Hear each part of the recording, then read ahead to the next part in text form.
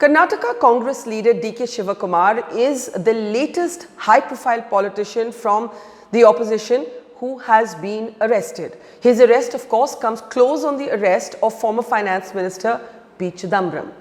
Now, leaving aside the merits of the cases against these two gentlemen, because we don't want to get into who's guilty, who's innocent, the cases are in court, the cases are before investigative agencies, and the agencies in the court will decide that. So, leaving aside the merits of the cases and the charges against them, here's the curious question. The Congress in both of these cases has said that this is an example of vendetta politics. But beyond tweeting this, issuing a perfunctory statement, going on social media to make some desultory noise, what exactly has the Congress done to politically stand up for two of its most prominent politicians? D.K. Shivakumar in particular has been the firefighter for the Congress party on more than one occasion. He has single-handedly often saved the Karnataka government before it totally slipped out of the hand of the opposition and fell into the BJP's lap. So I'm not getting into the morality or the ethical questions right now. The fact is, even his worst critics will acknowledge that D.K. Shivakumar has shown a kind of old world political appetite that you rarely see in the opposition when it comes to taking on the BJP. Yet examine closely the response of the Congress party to saving or rallying behind one of its most high profile firefighters. Like I said, the Congress has mostly grumbled on Twitter. With Chidambaram, it did just a little more. It allowed the former minister to hold a press conference at the party headquarters, and it's deployed some of its key legal luminaries to defend him in court. There were also a handful of maybe party workers outside Chidambaram's residence when he was picked up. But in either case, did you see the Congress taking to the streets? Did you see the Congress trying to mobilize public opinion through the old world instruments of politics, which is reaching out to people, talking to people, and actually getting onto the streets? The fact is, and the Congress seems to have forgotten this, that social media is no replacement for human connection, for actually getting out there and building a cadre. More than one Congress leader has quipped to me privately in recent times that we don't have a cadre, we are no longer a party. Well, in that case, shouldn't the top leadership of the Congress have led by example? Instead of Rahul Gandhi, Priyanka Gandhi, Vadra tweeting on their accounts, what if they sat outside the gates of Chidambaram's residence and courted arrest along with him? What if, like Priyanka Gandhi Vadra accompanied her husband when he was being questioned by the investigative agencies, the top leadership, the Gandhi family and other top leaders had also accompanied D.K. Shivakumar to the Enforcement Directorate when he was being questioned. After all, D.K. Shivakumar has gone out of his way and shown enormous appetite for trying to save this party and the governments that it could have formed in Karnataka. But we didn't see any of that. The truth is this: there was a time when the Congress didn't even understand social media. It lagged behind the BJP in realizing the importance of social media as an instrument of modern politics. Now, however, the Congress seems to have become utterly lazy. Despite the fact that it is facing an existential crisis, all of its leaders on the biggest issues of our time seem to confine themselves to tweeting. What it once upon a time accused Shashi Tharoor of being a minister for Twitter, the Congress is in danger of becoming a party for, of and by Twitter.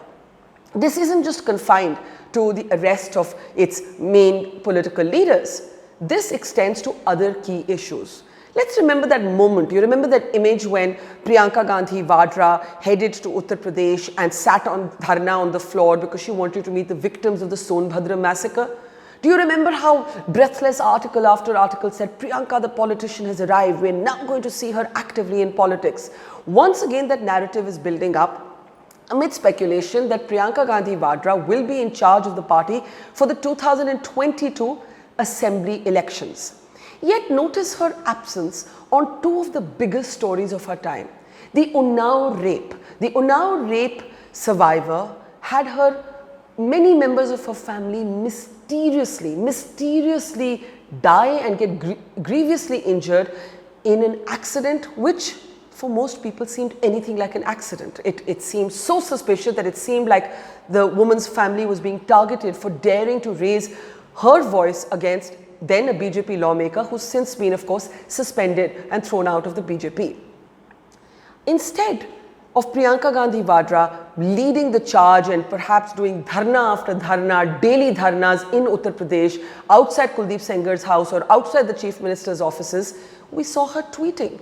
And there were junior representatives of the Congress party that encouraged young women from across Lucknow and other parts of UP to sign on a board, and leave their signature protest. Why wasn't Priyanka Gandhi Vadra there in person? If she wants to be the face of the party for 2022, where was she physically?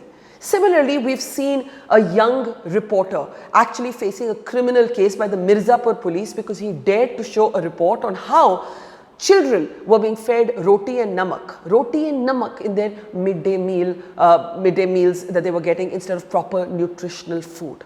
And once again, what have you seen the Congress do? The Congress is just tweeting.